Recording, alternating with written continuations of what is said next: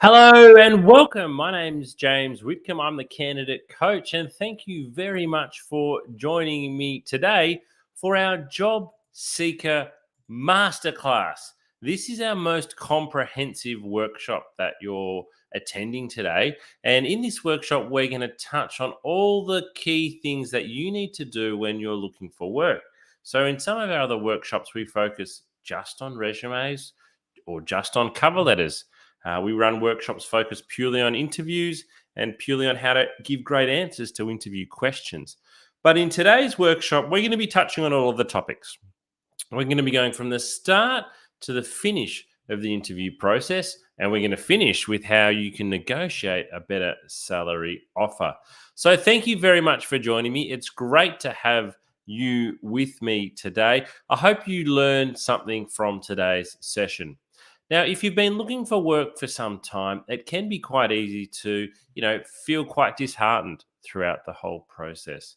But throughout my career, and I'm a director at a recruitment agency, I've seen candidates just change one or two things in a small way.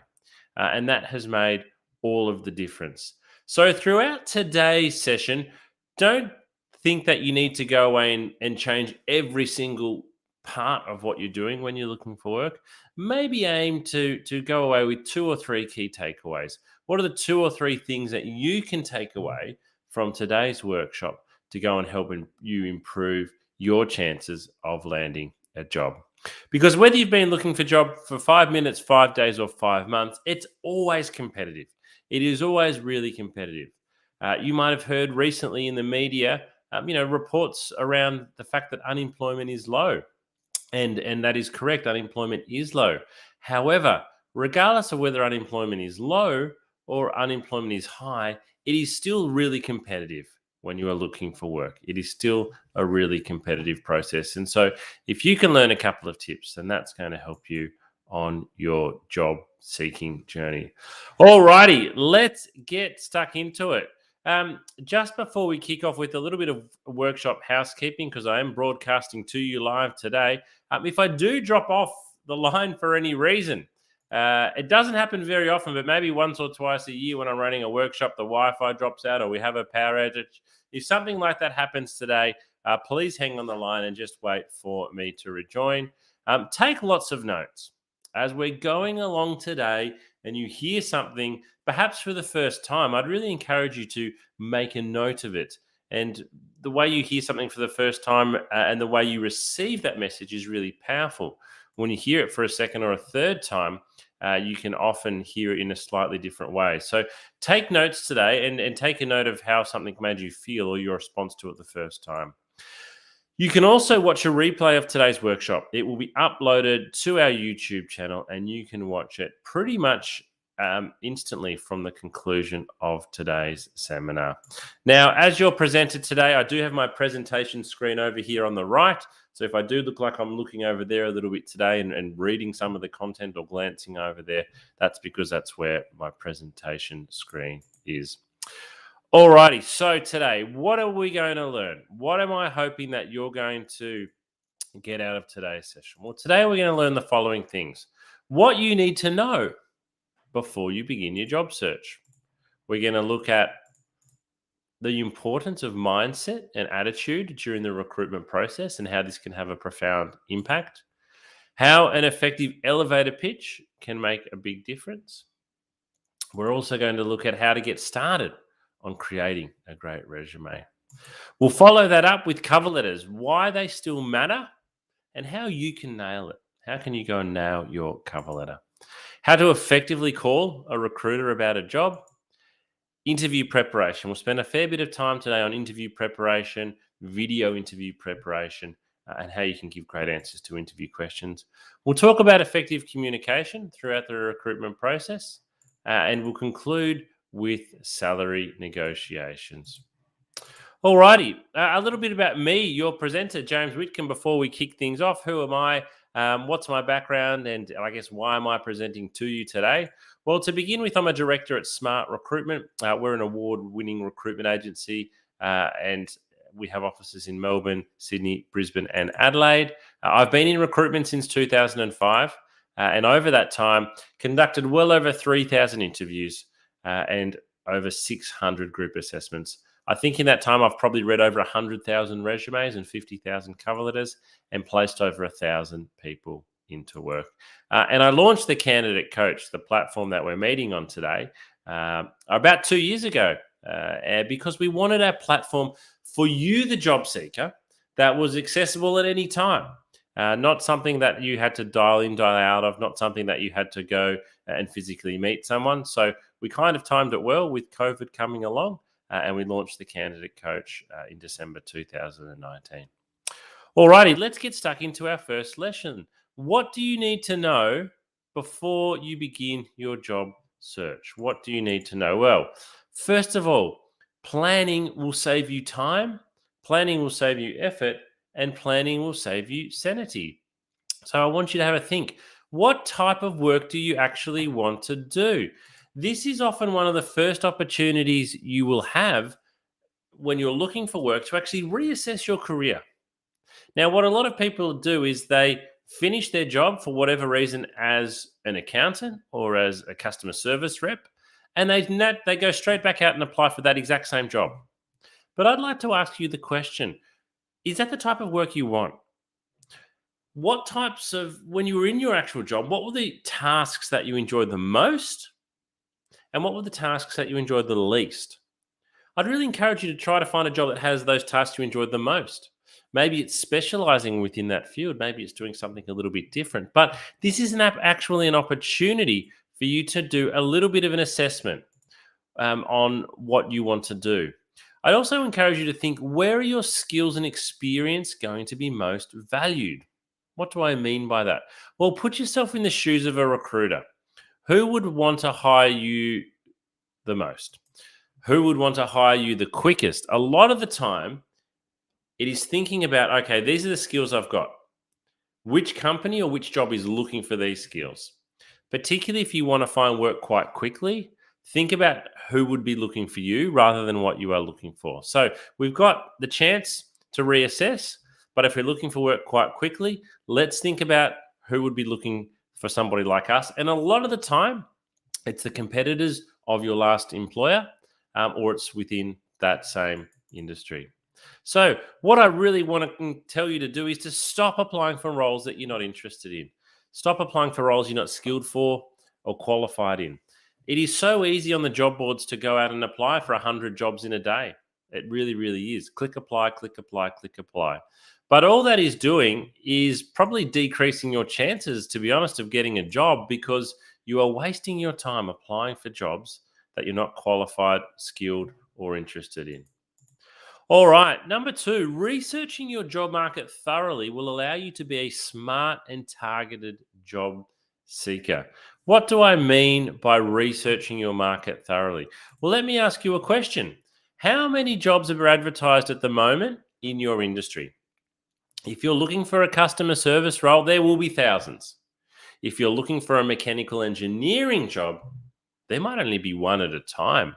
So before you rush out and start applying, and even if you're not, sit back and take a look. Because if you've only got one job being advertised that you're interested in, you better put in a really good application. Whereas if there are more opportunities available, perhaps you can be a little bit more picky with those that you're applying to. But what's really important here is that you get an understanding on the lay of the land for the jobs you want. Which recruiters advertise your jobs? So if you see one particular recruiter who has 5 different jobs you're interested in, I'd really encourage you to pick up the phone and speak with them rather than just sending off 5 different applications. And my rule is 2 jobs per day. I think you should only be applying for 2, maybe 3, but 2 jobs per day. The reason for that is, as you'll find out today, I want you to put in effort to every application. I want you to customize your resume and cover letter. I want you to research into the company and the position before you apply. So I want you to have a short list of jobs, but you can only apply for 2 every day. Now you might be thinking, oh, well, that's a bit of a waste. I'm really wanting to find work. Well, applying for 2 jobs a day is still 14 jobs a week. It's still 60 jobs a month. And when we get to that point, when we start applying for jobs for several weeks, you can lose track of what you've been applying for. And recruiters want to know that you're aware of what you've been applying for. So 2 jobs per day. Stop rushing out to apply for as many jobs as possible, and let's start approaching it more thoughtfully. Let's be more thoughtful, more discerning in our approach. Uh, and I'm not saying that, one of the things that could be hard is you might go, hey, there's so many jobs I'm interested in. I could easily apply for heaps. Well, I want you to then be a lot more thoughtful about and say, hey, okay, yes, there's 100 jobs here you'd be happy to do, but which are the top 10 that you'd most want? And then of those top 10, which are the 2 that are the absolute standouts? And thirdly, the way you handle rejection may help you actually land a job. It sounds really silly, but you are going to get rejected a lot, and then you're going to get rejected some more. And some of you attending the workshop today might have been rejected for 6 to 12 months. You might have made hundreds of applications. It is really hard to maintain a positive outlook when that's the case, but if you can do so, it will allow you to move from one application to the next quite easily. Alrighty, how are you feeling today? Let me ask you a question. If you had to pick from this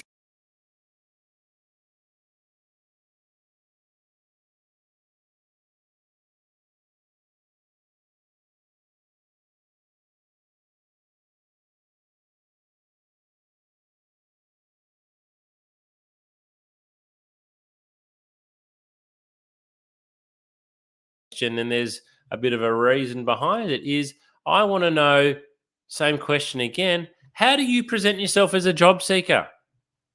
So again, you've got the same list of emojis here. But when you're writing your resume, when you're writing your cover letter, when you're speaking to someone on the phone via Zoom or face to face, how do you actually present yourself as a job seeker? How do you present yourself as a job seeker? Because we can actually tell. We can sometimes tell in the tone of your resume and cover letter. We can certainly tell by the tone of your voice. We can tell by the body language when you're interviewing somebody. How you present yourself as a job seeker makes a huge difference. So, what you want to have is a job winning attitude and a job winning mindset. I want to share a quote with you from well known recruiter Ryan Biggs. And Ryan writes, I will always go for someone with a fantastic attitude that may need a little bit of development over somebody I will always go for someone with a fantastic attitude that may need a little bit of development over someone who has all of the skill but a bad attitude. So what he's saying there is you can have all the skill. You can be the most qualified candidate. But if you've got a bad attitude, guess what? You are not going to get the job. And likewise, even if you don't have all of the skill, even if you don't have all the qualifications, take some enthusiasm from the fact that, hey, if you present with a great attitude, and I'll show you some of the things today you can do to show great attitude, then your chances are probably better than you think. You can actually beat candidates who've got more skills and more qualifications if your attitude is better than theirs. All right. So let me ask you this question then. Put yourself in the shoes of a recruiter.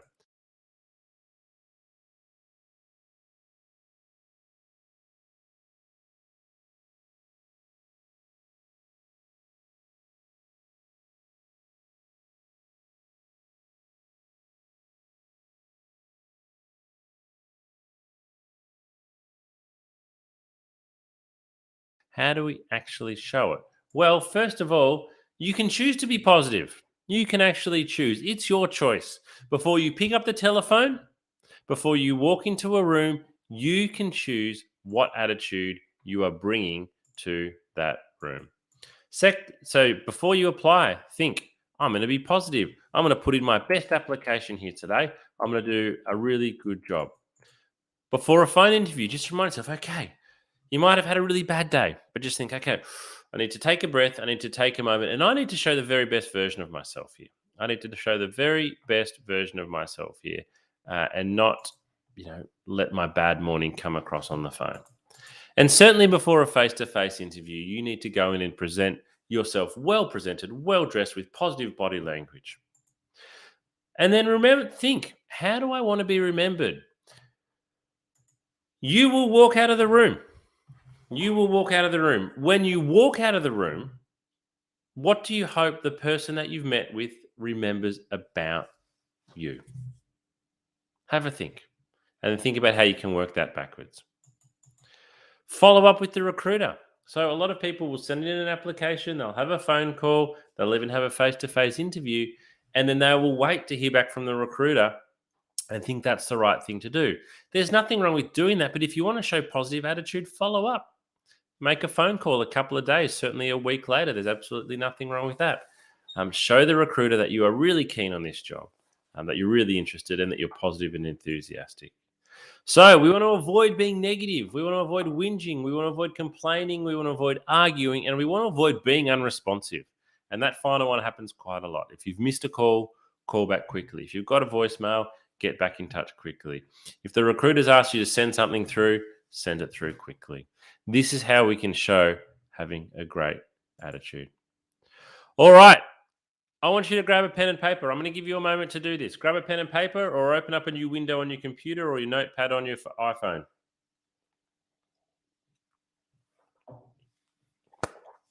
I want you to write down the following. Now, I don't want you to actually answer them because that will take too long, but I want you to write down the following. 1, name. So write down 1 name. Write down 2, overview of your work history. Write down 3, your top 3 skills. And write down 4, what is the type of work that you are looking for.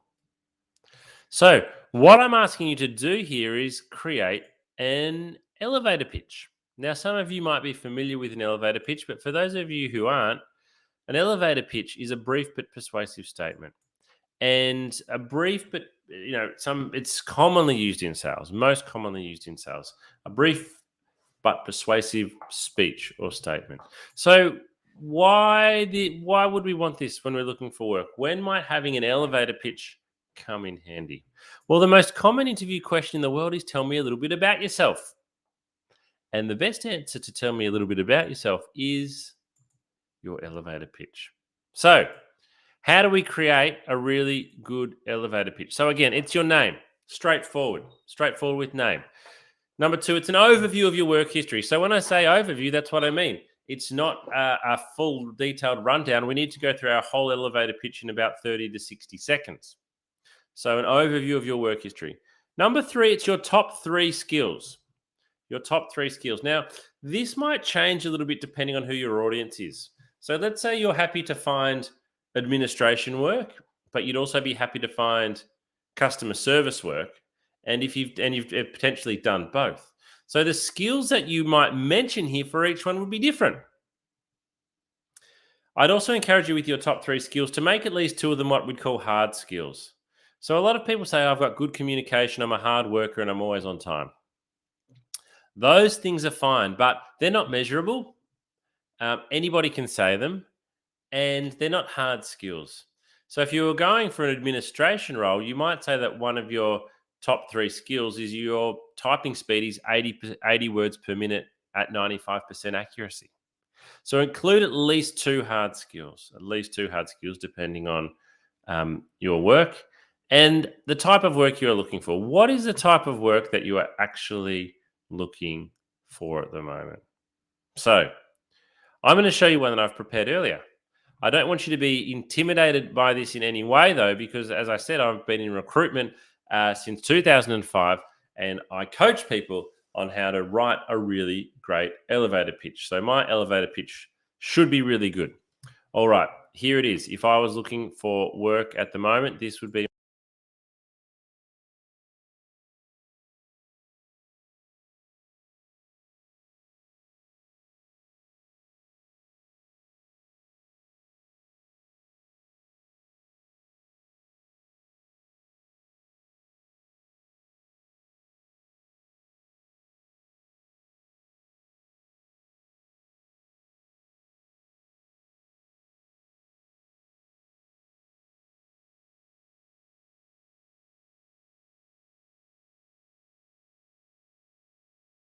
Yes, this is a really good elevator pitch because I've practiced it many times. So what I want you to do is to go away and create your elevator pitch. Go away and create it. Write down your answer to those 4 things and then rewrite it several times until you get it to the point where it's as good as it can be. Till it's as good as it can be, till you're really happy with it.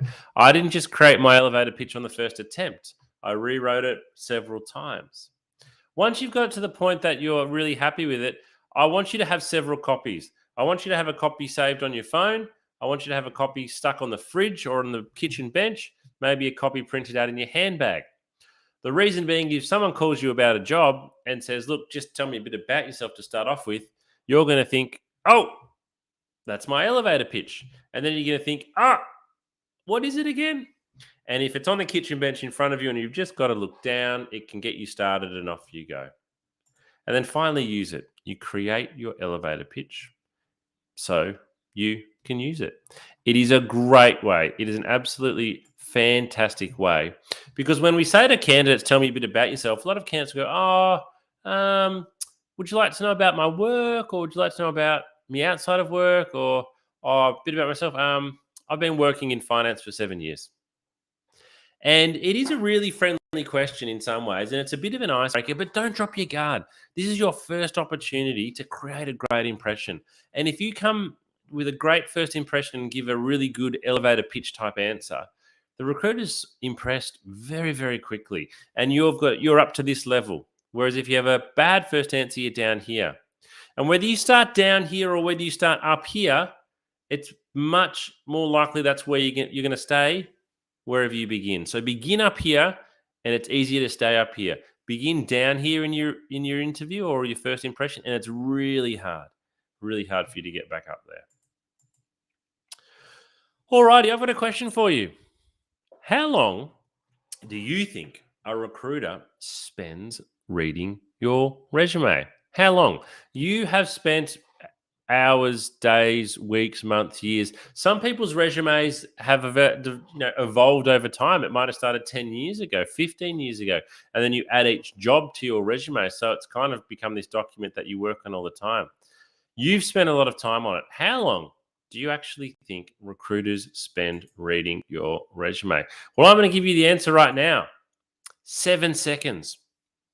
Eye tracking study shows that recruiters look at resume for 7 seconds. I've got to tell you, that's not a great stat, is it? That stat is certainly not great for job seekers, and it's a stat I'm probably a little bit embarrassed about as a recruiter. I don't think that's something that we can be proud of. It is important for me to point out that 7 seconds doesn't mean that they stop reading at 7 seconds, but it's at the 7-second mark where the recruiter decides whether or not to keep reading your resume. At 7 seconds, they decide whether or not to keep reading your resume or whether they're going to move on. So we've got a very short period of time here where we really want to impress the recruiter. So we can complain all as much as we like about this stat, but it's not going to change it. So we need to know how to make our resume stand out in 7 seconds. So let's look at this article in a little bit more detail and see what we can learn. So I'm going to read the second 2 dot points here. Resumes that succeeded in capturing the recruiter's attention featured simple layouts with clear section and heading titles. Resumes organized by E or F pattern. I want you to think about a piece of paper with a big capital E or a big capital F. So we've got stuff coming across and then stuff going down the side coming across. They're the ones that did well, especially when they utilize bold titles and bulleted accomplishments. So that paragraph tells us what we need to do. Simple layouts. We need white space, we need headings, and we need bullets. Resumes did not fare well when they're hindered by cluttered layouts. A lack of white space on the page, multiple columns and long sentences. A lack of section or job headers also turned off recruiters, as did text that didn't flow or draw the eye down the page. So your resume, you want to be rich with information, but we need to leave white space. We also need to have headers. We don't want it to be too cluttered, and we want to use dot points and not just big slabs of text.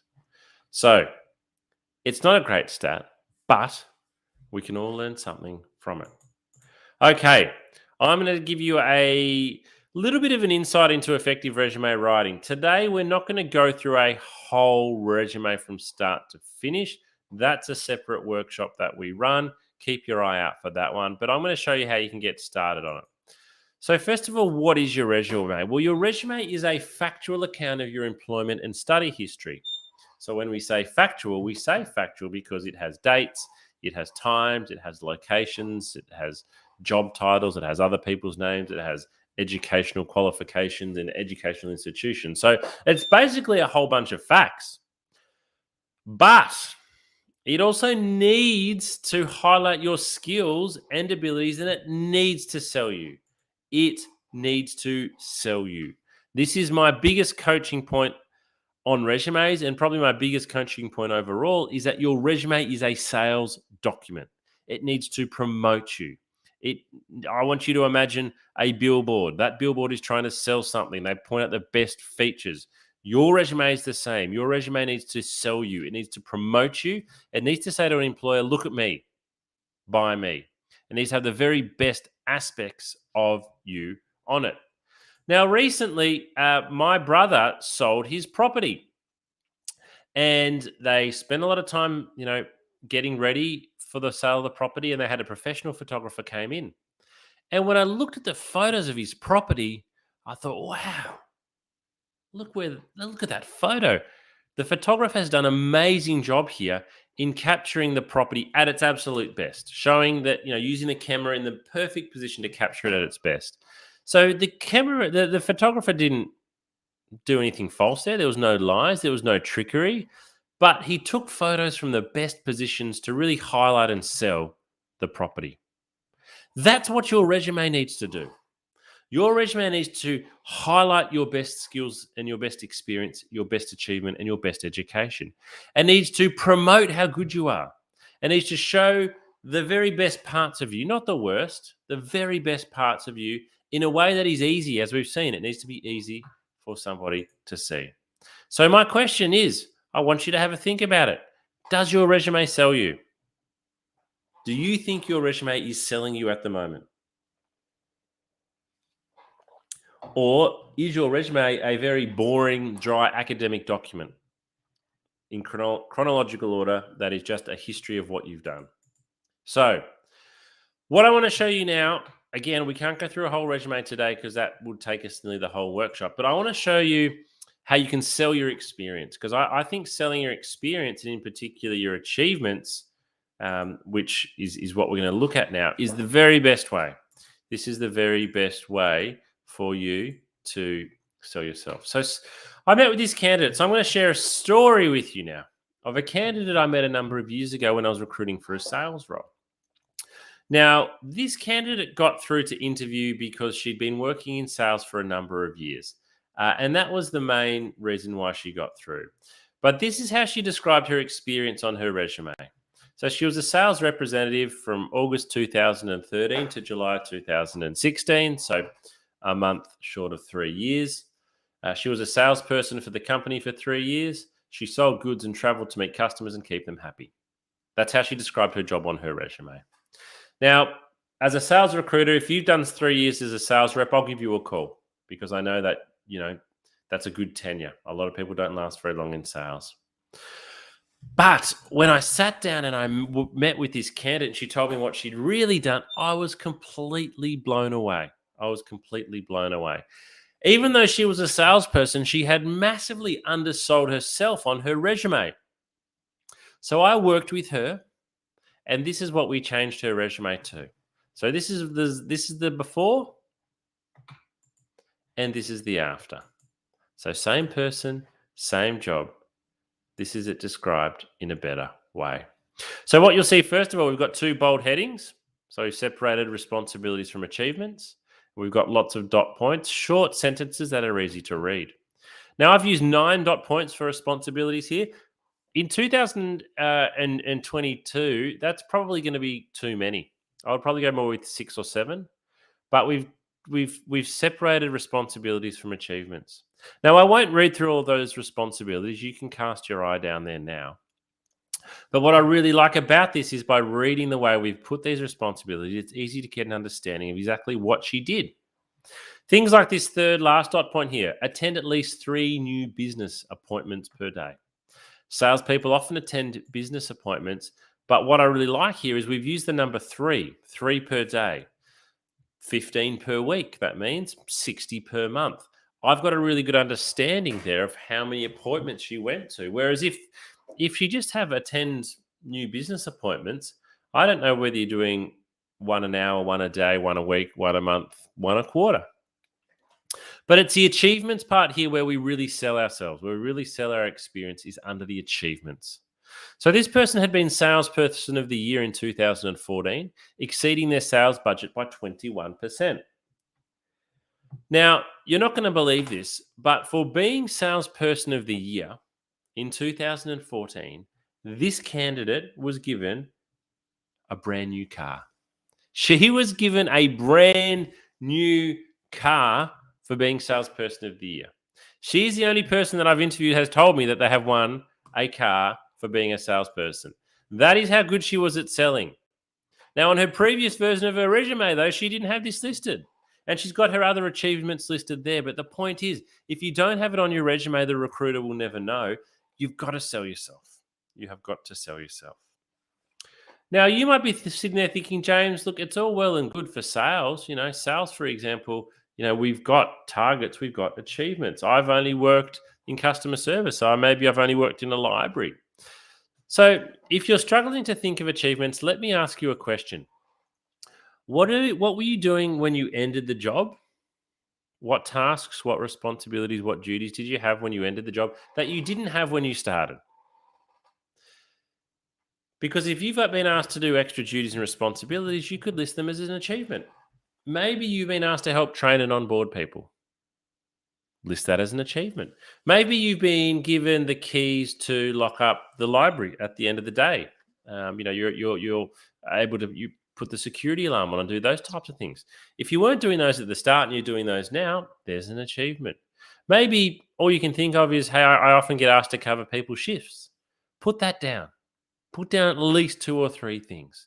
In some ways, it's about showing pride and showing understanding of doing a good job. The other thing I would like to share with you in terms of resumes is how that it's okay to make your resume visually appealing. So we're going to go to a website now called Canva, canva.com. I use a paid version, but what I'm going to show you now is free. And if you go into Canva and type in resume or resume template, what you'll see load up on the screen now is a whole, I'll get rid of my camera.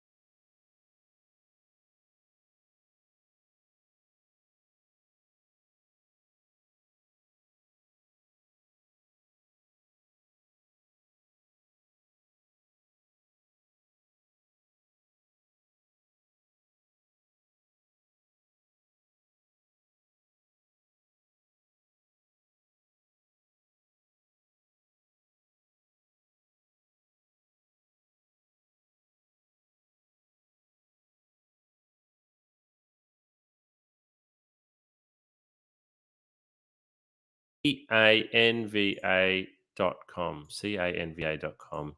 You can do most of this on a free account.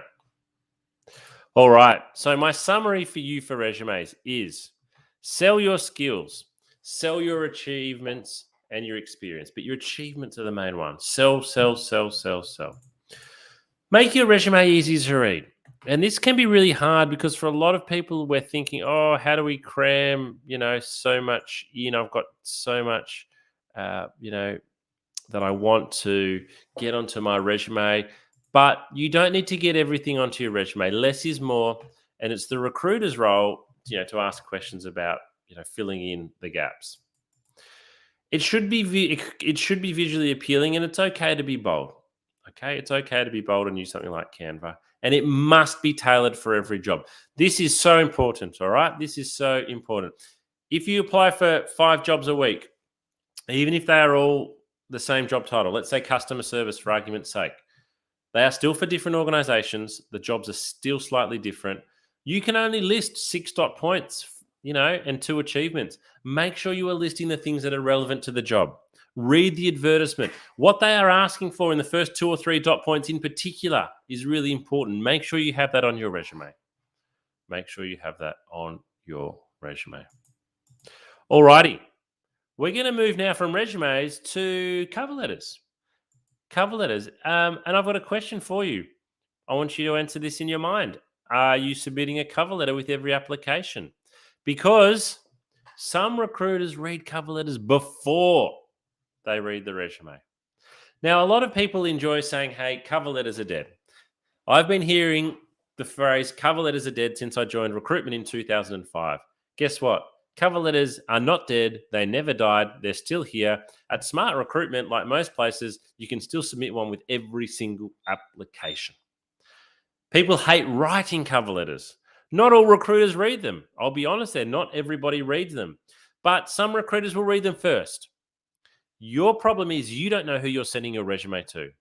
So unless the person you are sending your resume to says, do not send a cover letter, I will not read it, you must submit a cover letter. You can only submit 2 things as a job seeker, your resume and your cover letter. So why would you skip on one? Skipping on one is a huge risk, and I think it's a huge mistake. All right, so let's talk about actually what a cover letter is. First of all, it's very different language to a resume. It's a letter. Think about how you write a letter. You write a letter to somebody. We don't write letters very often anymore, but maybe think even about an email. You write it to somebody. Even if you don't know their name, you are writing your cover letter to someone. So we personalize it. We really need to have done some research here. We should be doing research before we apply for every job, and we can then use that research in our cover letter. And the purpose of this is to show the person reading the cover letter that we've done some research. It sounds like a bit of a game, but we want them to know we've done some research. And we want to include that information in terms of what we've learned on our cover letter. It's only ever 1 page long. The only reason your cover letter would be more than 1 page long is if you are asked to address a selection criteria and it's like 10 points and you're like, can't fit into 1 page. Unless that's the case, your cover letter should only ever be 1 page long. We need to proofread it multiple times. A lot of people proofread for spelling mistakes and they catch all the spelling mistakes. But what is really hard to catch in your own work in particular is grammatical errors. A lot of people don't catch their own grammatical errors. So proofread multiple times and catch those grammatical errors. So stop submitting the same cover letter for every single vacancy. We need to tailor it.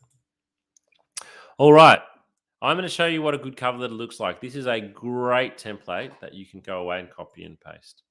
So it has 4 simple paragraphs. That's it. 4 simple paragraphs. And paragraph 1 and paragraph 4 take 1 minute each. So paragraph 1, we just want to address the role in the company that we're applying to. 2 sentences should be enough. So here we're saying, Dear James, please find attached my resume for the accounts coordinator position at Smart Recruitment. If you have done that, name, job title, company title, you're probably already into the top 25% of cover letters. Because most cover letters I receive say, Dear Sir or Madam. Now, on my cover letters, my name is always there. On my cover letters. On my job advertisement, my name is always there. But even if my name is not there, the company and the title is there. So personalize it. The point of this is to show the recruiter you've put in a lot of effort. Paragraph 2, mention 2 or 3 things that you know about the organization or you know about the vacancy. So we need to do some research here. And again, the whole point of paragraph 2 is to show the person reading your cover letter that you've done some research. Because everyone else's cover letters are rubbish. If yours is really good and stands out, this could be the one thing that you can do that can make a huge difference. Then paragraph 3, we're going to focus on us. So paragraph 2 is all about the company and the job. Paragraph 3 is on us. We're going to mention your key skills or experience relevant to the position. Again, it's 2, maybe 3 things. And this is why we have to tailor our cover letters, because we can only pick 2 or 3 things here. We need to pick 2 or 3 things that are really relevant to the job that we're applying to and the company.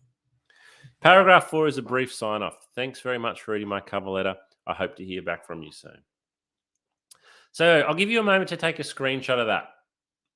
What I've done with this formula, and it's taken me many years to develop, is I wanted to develop a formula that allows people to easily replicate a cover letter. So I think paragraph 1 and 4, it's really straightforward. Paragraph 2 and 3, you can probably do them both in 10 minutes. I think you can do them both in 10 minutes, but you can spend a lot longer and be more impressive. But I wanted to create a formula or a template that is easily replicatable so that you can customize every cover letter without too much hard work. All right, so here's an example using my formula. This is a made-up job and company. Dear Rupert, I'm writing to you as an enthusiastic applicant for the marketing coordinator role at Duke Industries.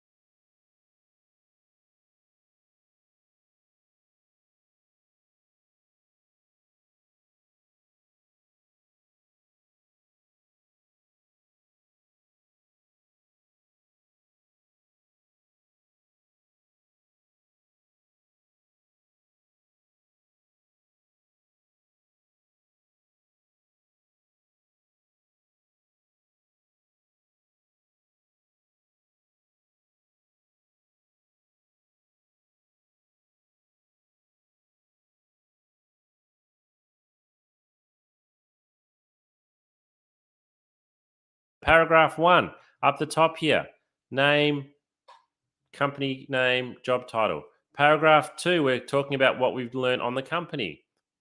We've done some research. Paragraph 3, we've picked 2 or 3 things we've done relevant to the job. Whoops. And paragraph 4, a brief conclusion. It looks really good. It looks really professional. It looks like you've put in a lot of effort on this cover letter. Now, here's the same cover letter in a slightly different template. So the template that I have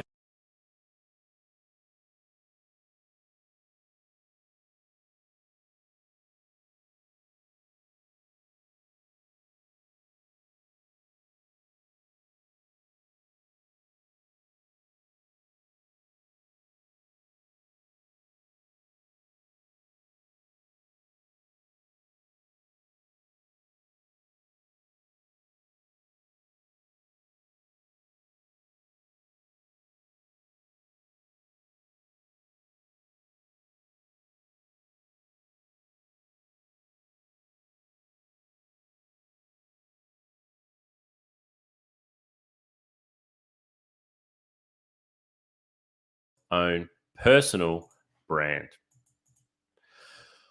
Alrighty, we've come so far. Let's go a little bit of a recap on today. We've talked about researching and finding the right role. We've gone on how we can create a great elevator pitch. We've done that. Maybe we've had a phone call even. We've been able to put our elevator pitch into practice. We've tailored our cover letter.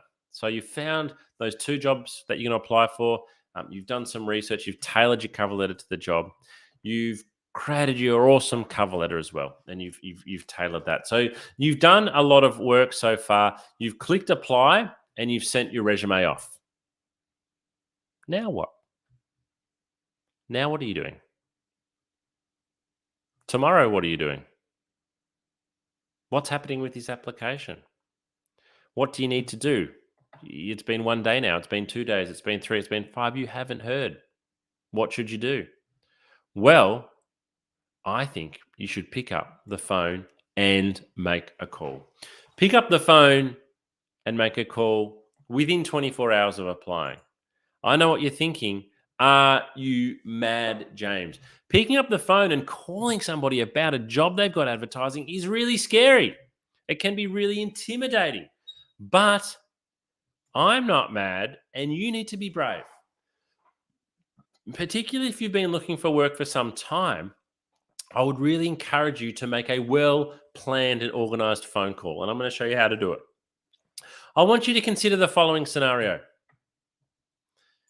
When I'm in my recruitment office in Melbourne and I sit down and I've got 10 or 12 recruiters around me, they're busy on the phone, they're doing phone interviews, they're reading resumes, they're walking in and out of face to face interviews or Zoom interviews.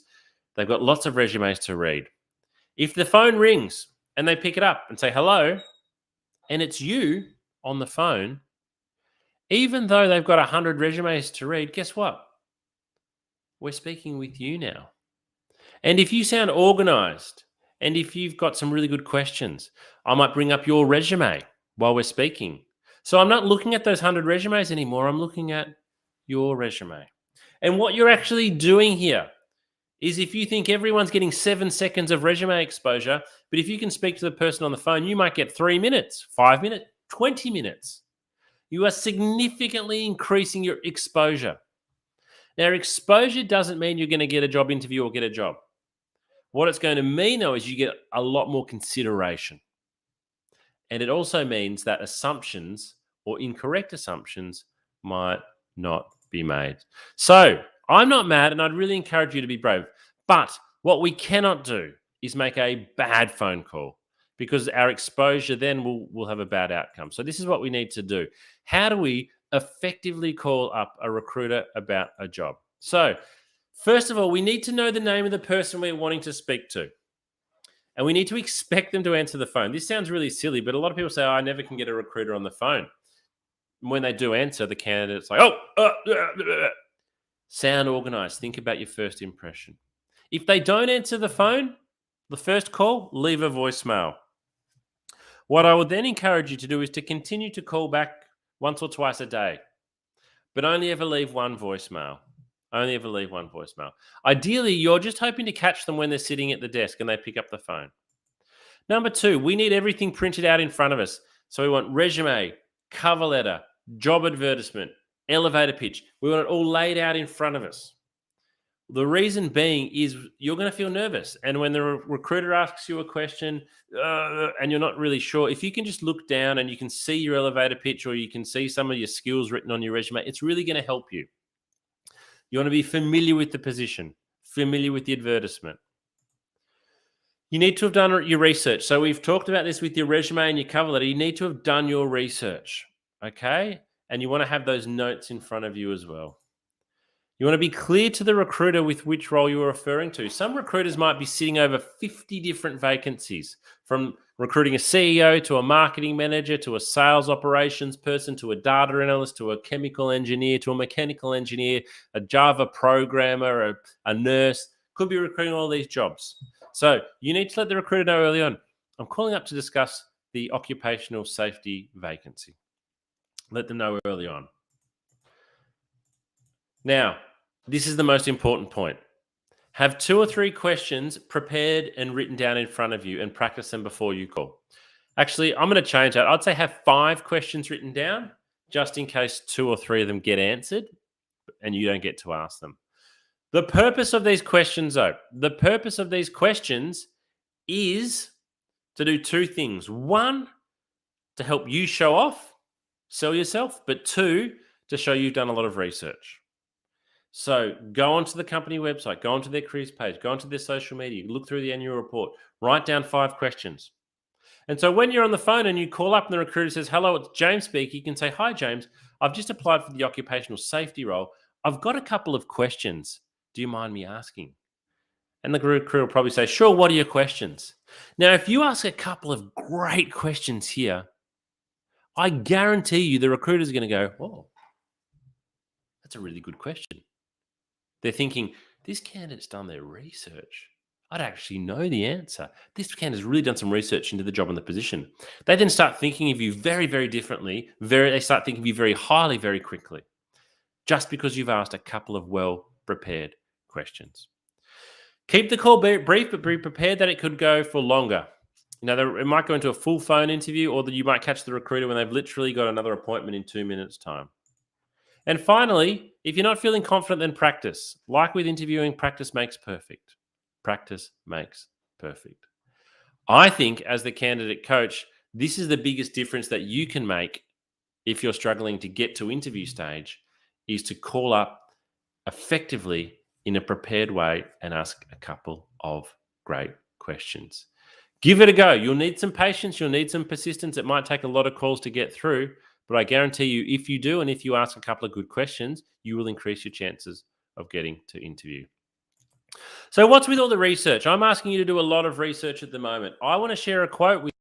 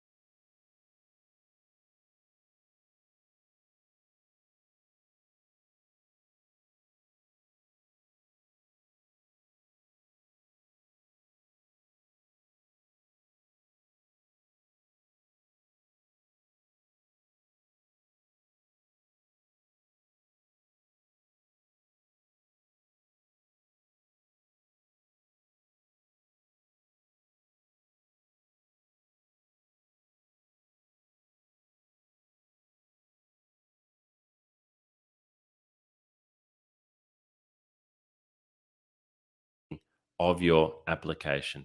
So, you are competing against candidates who will do a lot of research. You need to do research just like they do.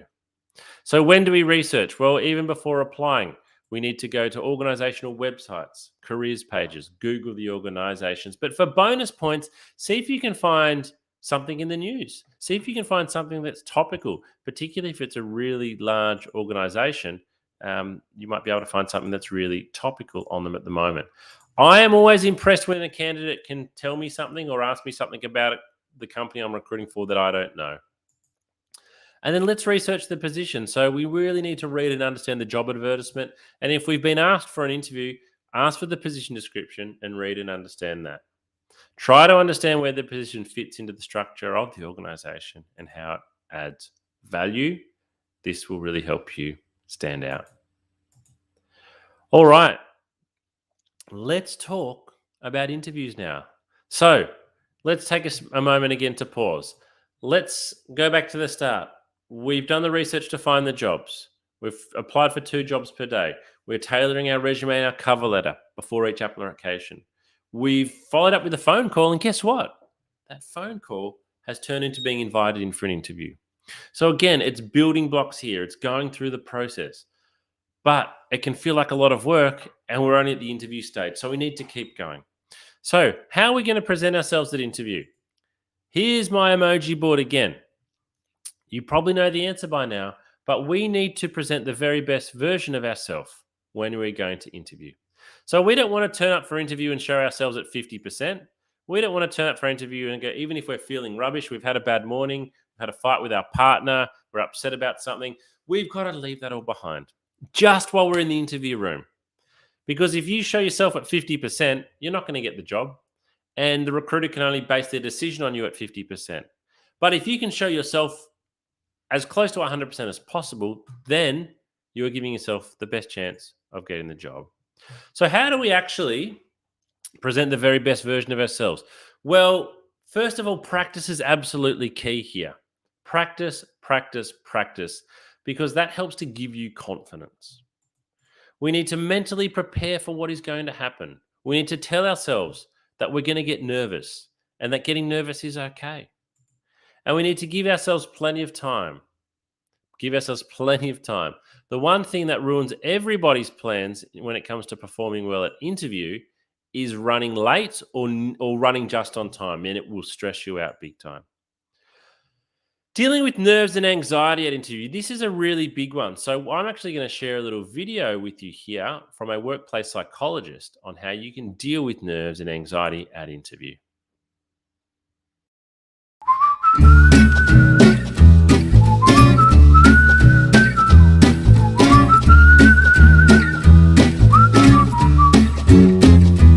Thanks for joining us at the Candidate Coach, Dr. Barker. Tell us a bit about your background and the type of work you do. I am Dr. Sarah Barker. I'm a clinical psychologist. I've worked in workplace mental health with Black Dog Institute for the past 7 years.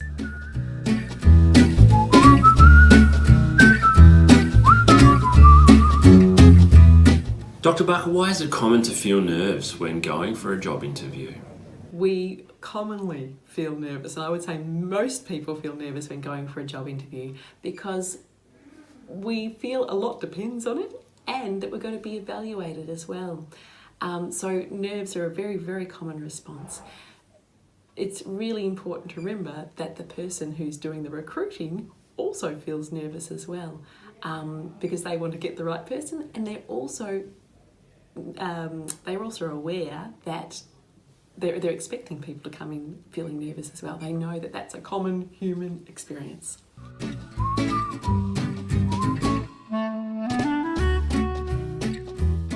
What can we do before the interview to help best prepare so that we're not overcome by feelings of nerves and anxiety?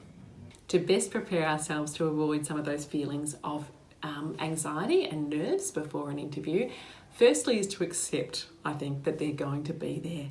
And actually, a few nerves are actually helpful. They help us give our best performance, give our best answers, think the best on the spot. So accepting that there's going to be a level of nerves is okay. But I think also probably an hour beforehand or the morning before the interview, really practicing some breathing strategies, whichever is your favourite breathing strategy, to calm those nerves down, calm the system down, calm the breath down, and allow your body to relax as much as it can into the interview. I also think preparing answers and having a practice in front of the mirror of some likely answers that are going to be, or likely responses to questions that are going to be asked can be very, very reassuring, because often the questions we predict are there. And even on the internet, there are usually lots of questions for any job that are typical questions that you can then prepare a brief response reflecting on your experience beforehand. So it's not such a test in the moment then, because you've got some preparation behind you. The other thing I think too is reminding yourself, I've got this far and this is a good thing. And they're interested in getting to know me. I'm also interested in getting to know them, and concentrate on the relationship too and enjoy the relationship as much as you can. They're usually going to try and put you at ease so that they can see how you respond as well.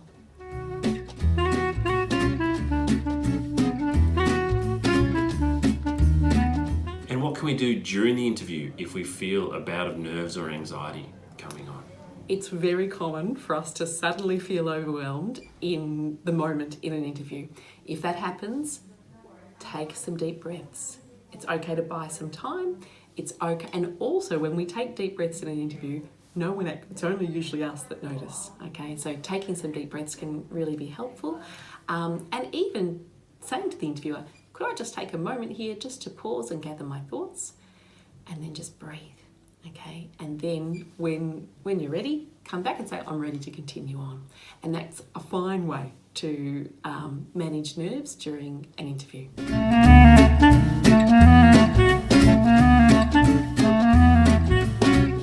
One tip that I think is a really useful one is to have a practice of your responses to the likely questions in front of the mirror.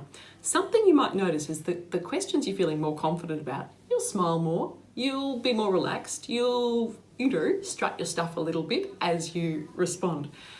You'll notice too, the questions you feel less confident about, you might stop smiling or your face might change. Those questions are the ones you need to practice a little bit more at, and remind yourself of your confidence with that, or prepare your answer so that you do feel more confident, because your face will actually tell you in the mirror, and that can be good preparation for the actual interview of knowing where to where to focus on in feeling more strong in your responses.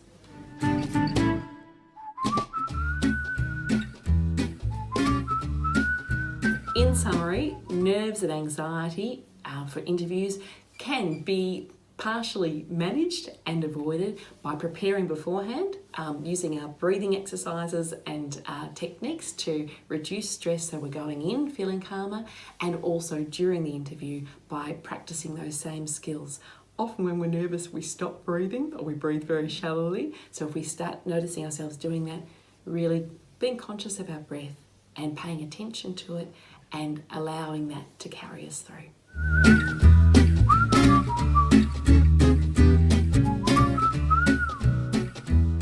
Thanks for watching today, and we hope this has helped you best prepare for your next job interview. Good luck.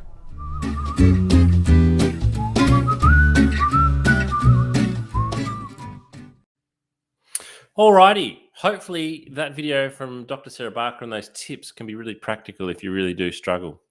All right, let's pretend we've got a job interview tomorrow now. Let's pretend we've got a job interview tomorrow. What do we need to do? Because the preparation certainly starts well more than a day before. But if we had a job interview tomorrow at 10 a.m., what do we need to do on the day of the interview? So there's several things we need to do. We need to make sure we know how we're going to get there. As I said before, the best plans, the best preparation will all be wasted if you arrive late or even if you're rushing to get there on time because you're going to feel stressed and anxious. We want to make sure that our clothes are ready the day before, not waking up in the morning and doing it that day, because what if you pull out the shirt or the pants that you're planning to wear and you discover they've got a coffee stain on them or they're ripped or the iron's not working? Get your clothes ready the day before. Likewise with the shoes and likewise with printing everything.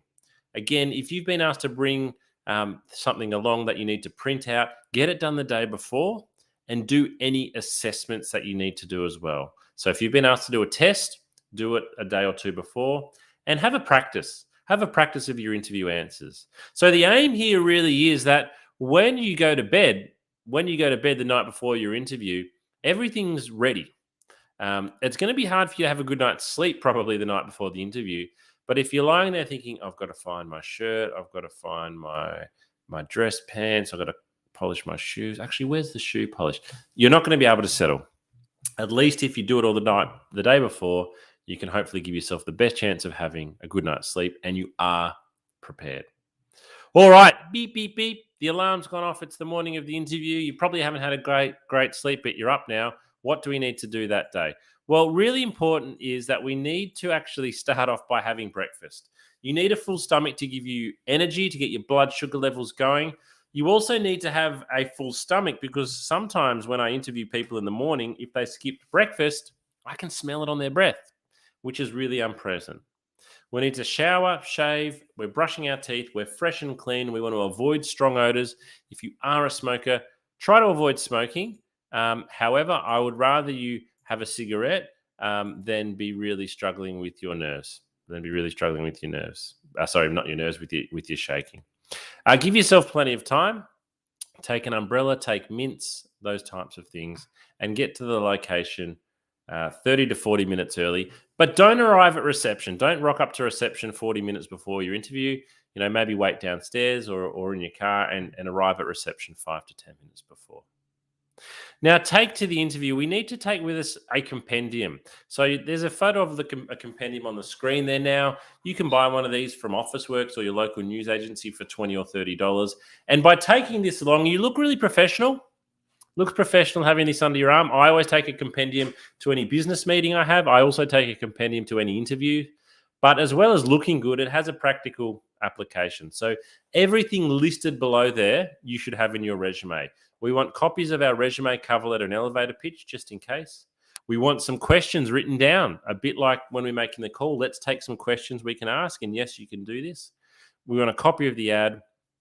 Always take along photo ID and payroll information, even if you haven't been asked, just in case when you get there, the recruiter asks you if you've got it and was expecting you to have it, even though they haven't asked, and anything else. So use a compendium. Take this along with you. All right, video interviews. That's what's happening at the moment. How do we best prepare for a video interview?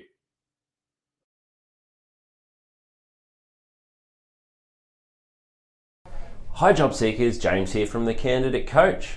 One of the most common questions we've been receiving lately is around how to best prepare for a video interview. Due to the circumstances over the last 12 to 18 months, video interviews have become the most common way of meeting a candidate, replacing the in-person, face-to-face interview.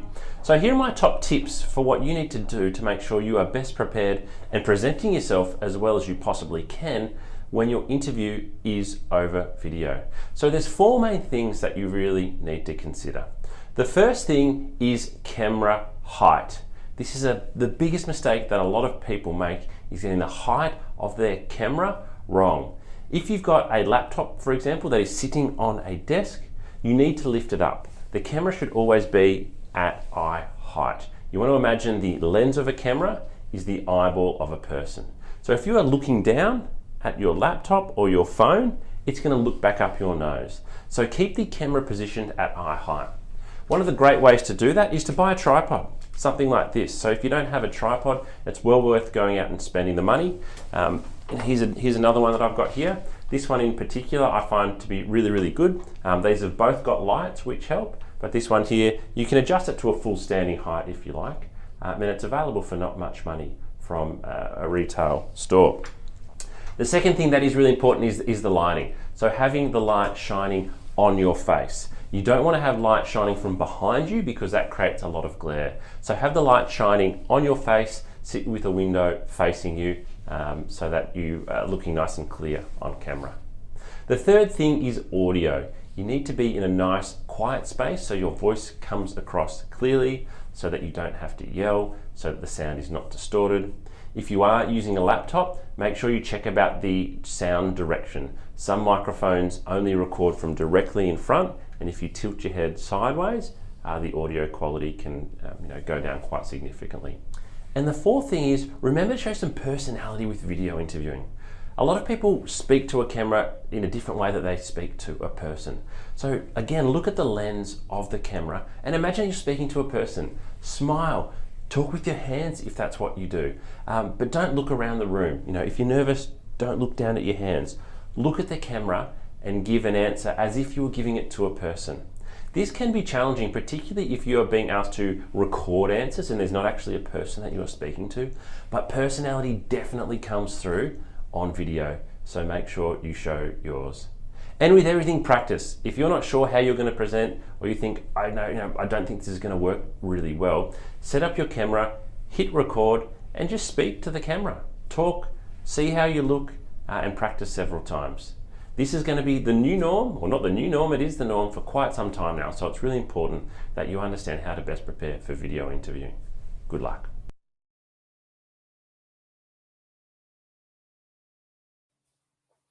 Alrighty. How do we give great answers to interview questions? How do we actually give great answers to interview questions? This is one thing that job seekers, in my opinion, really don't like practicing. We don't like practicing giving answers. We might spend hours and hours and hours on our resume and cover letter and LinkedIn profile and other things, but we're really reluctant to spend a lot of time practicing interview answers, sometimes because we don't know whether our answers are good or not to begin with. So let's have a look. How do we give great answers to interview questions? Well, for behavioral-based questions, we're going to use the STAR technique. So the STAR technique is extremely common. You might have heard of it before. You can easily go and look up what I'm going to show you today. But because not everybody does, I want to share this with you. So the STAR technique, STAR stand for something. So it's a method of answering questions that's comprised of 4 steps. S is for situation. We're going to describe the situation and when it took place. T is the task. Explain the task and what was the goal. A is for action. Provide details about the action you took to attain this. And R is the result. We want to conclude here with the result of the action. So what actually occurred? Now, behavioral-based questions will often be, they will start with, can you give me an example of, or can you tell me about a time? What we're looking for here is we want to see, that's why it's called behavioral-based questions. We want to see what behaviors, what characters, what traits you've got, and how you handle the situation. Some behavioral-based questions will allow you to shine. They'll allow you to sell yourself. So it might be, tell me about a time when you provided great customer service. And if that's the case, you can use the STAR technique to talk about a time you created great customer service. Or there might be a question, tell me about a time you worked in a team when the team didn't get along. Tell me about a time when you dealt with a customer who was unhappy. So just because the question is asking you for a circumstance that wasn't great doesn't mean that you can't give a great answer. So let's go into detail with the STAR technique then. So the S, we want to set the scene. Set the scene of the story by giving the context and the background of the situation. If you're asked about teamwork, your response should include the project details, who you were collaborating with, when you undertook the project, and your location at the time. So what a lot of people do here is they skip through too many of the details too quickly when giving an answer. Candidates generally feel that they need to answer questions quickly, whereas we would like you to set the scene with the situation. Task, we need to describe your exact role. Your exact role. What was it that you did in the situation? We want to make sure that the manager knows what you were specifically assigned to do rather than what everyone else did. So for S for situation, you can talk about where's the team, but T for task is about you. All right, A is the most important part of the story. This is the action. So here you explain how you handled the difficult situation or you conquered the problem. Say whether you did it alone or together as a team. What you're trying to communicate is your assessment of the situation and your response to the problem, as well as how you got the team involved. So what did you actually do here? Share as many details as possible, as it says, so the interviewer can follow you. As you do so, avoid acronyms and avoid company-specific jargon. And then R is the result. So what happened? What was the conclusion? Close the story by stating the positive outcome of your actions and what lessons you learned. If possible, quantify the results and show the effects of your actions.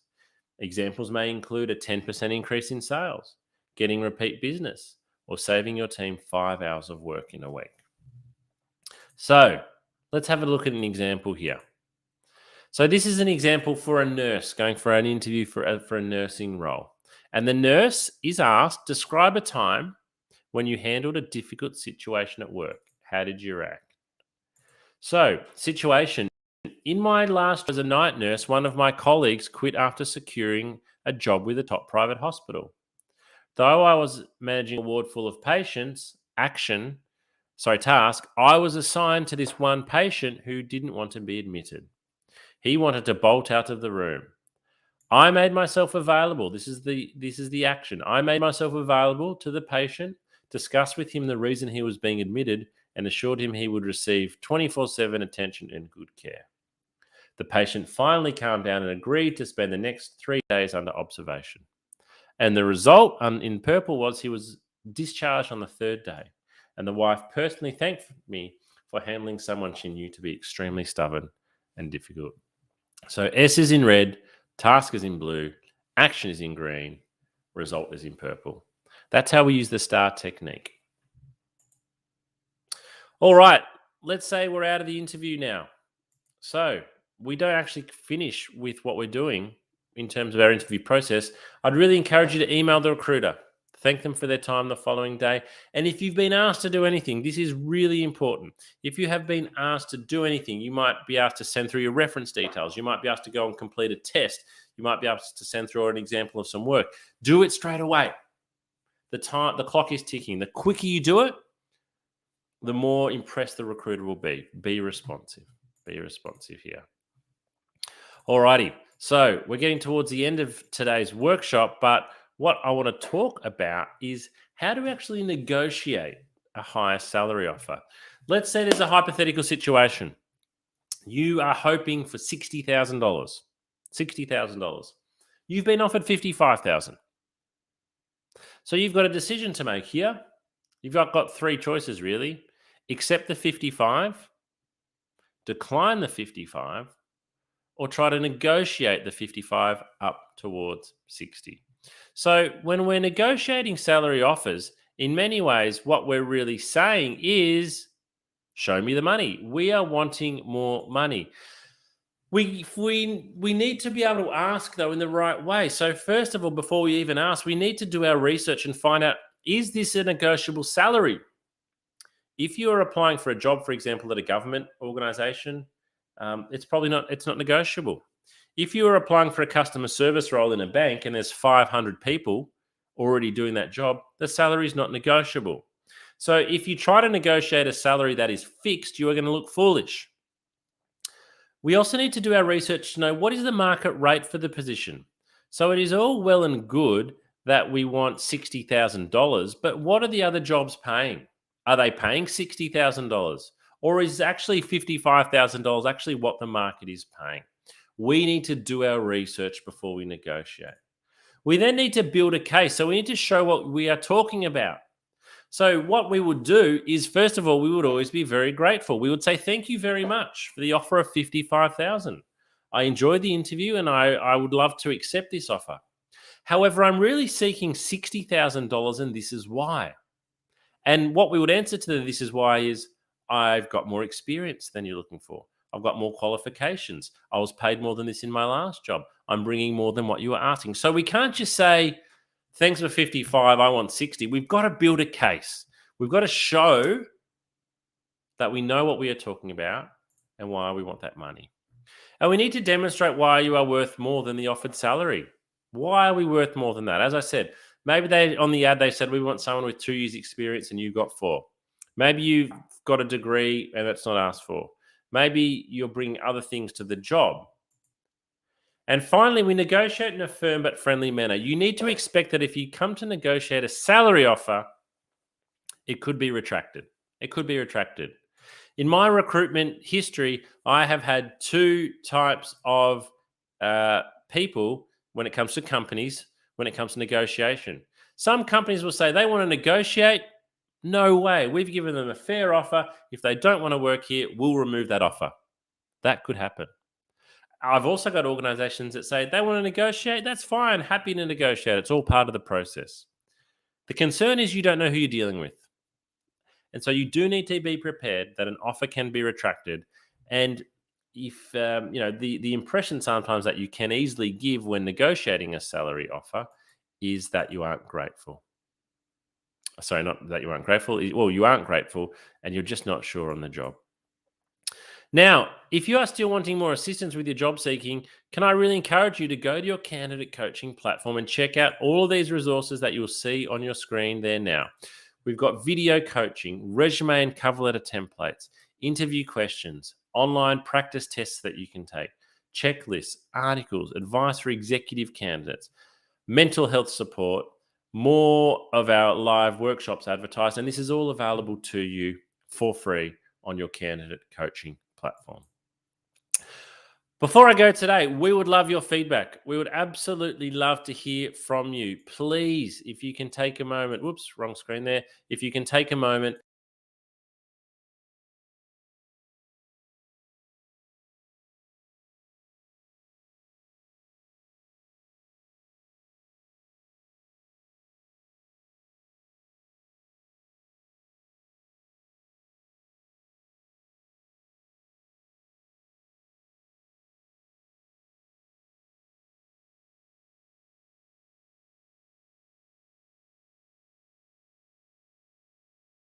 all one word, follow our LinkedIn page and you will keep up to date with all of our events and our new features. Finally, we're going to finish today with this video. I really want to thank you for joining me for this workshop today. Our final video is potentially our most important thing that you're going to see today. We're going to hear from Dr. Sarah Barker again on how you can look after your mental health when you're looking for work. Because one thing that we've noticed from candidates of all backgrounds, all countries, all nationalities, all walks of life, all positions of seniority in the workplace is that when you come to look for work, it really can affect your mental health. So thank you for joining me today. The workshop will conclude at the end of this video. Enjoy the rest of your day.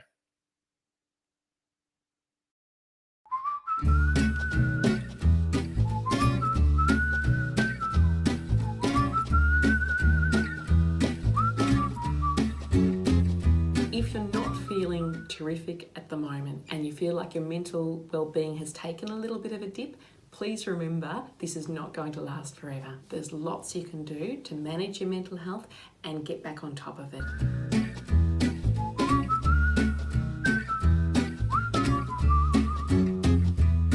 I am Dr. Sarah Barker. I'm a clinical psychologist. I've worked in workplace mental health with Black Dog Institute for the past 7 years.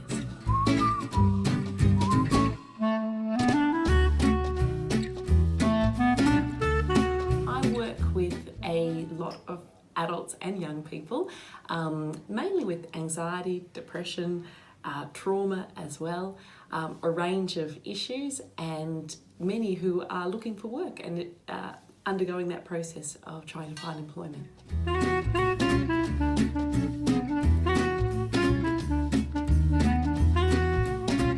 Looking for work causes mental strain because our identity is tied up with our work. Work gives us meaning, it gives us purpose, it gives us company and connection. So it's stressful for lots of reasons looking for work, and it can take a toll on our mental health.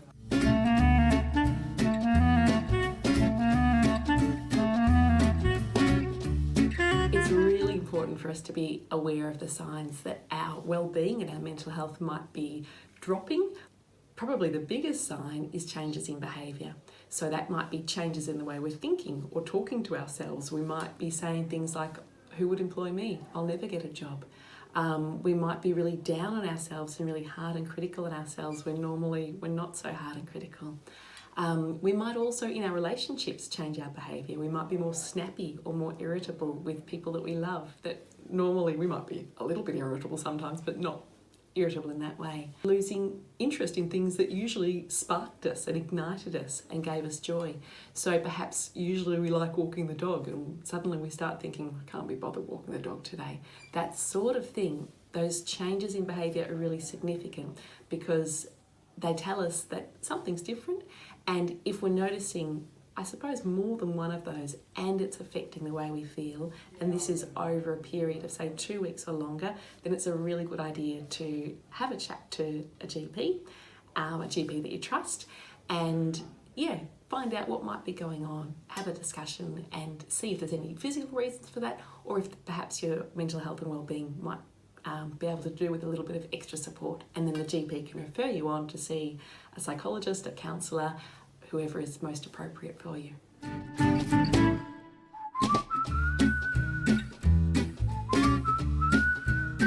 There are so many great things you can do to look after your mental health when you're looking for work, and it's really important that you do. My very top tip would be really talking kindly to yourself and being compassionate with yourself. I think when we're looking for work, we can have a lot more questions like, will I ever get a job? Will I ever be employed? It can feel like this could go on forever. So being kind to ourselves and saying things like, it will work out. There will be a day, my efforts will be rewarded. It will just take time. I just need to keep trying. Reminding yourself of your strengths. And that might even be tapping into people you love and asking them what your strengths are, because sometimes it's harder to find them when our mood's a bit low and we're feeling more worried. We can be harder on ourselves. I think that routine is really, really important to our well-being.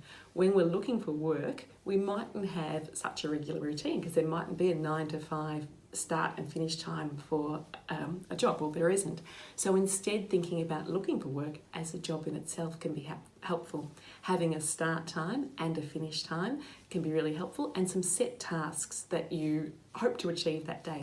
Purpose is really important too. So purpose might come through routine, but it can also come through other things. Meaning's really important, and our work gives us meaning. So when we're looking for work, meaning mightn't feel like it's there as much.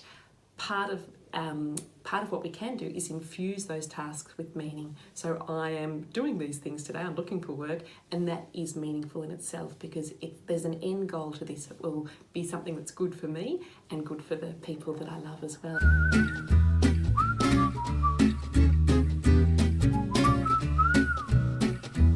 Some excellent resources for looking after well-being when looking for work are the Headgear app. The Headgear app is free, it's evidence-based, it's developed by Black Dog Institute, and it is fun to use.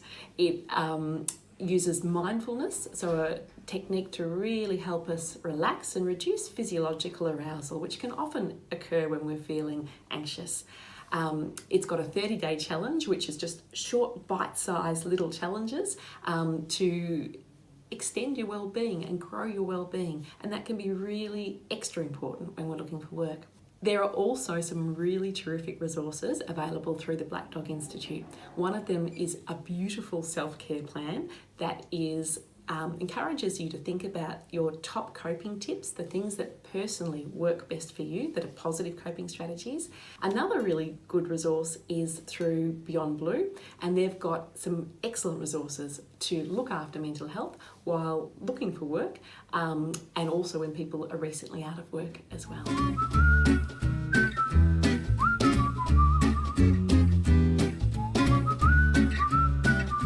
Probably time to seek professional assistance when you notice your mood is lower and you're feeling more down than usual, when you're worrying more and perhaps worrying excessively about things that you wouldn't normally worry about, and perhaps in your relationships too, when you're more tense with people and perhaps more snappy or irritable. All of these are signs that perhaps our mood is not in the greatest space, and our well-being is not in the greatest space, and that it can be a great idea then to chat to your GP, who can then refer you to an appropriate person to help you strengthen your well-being.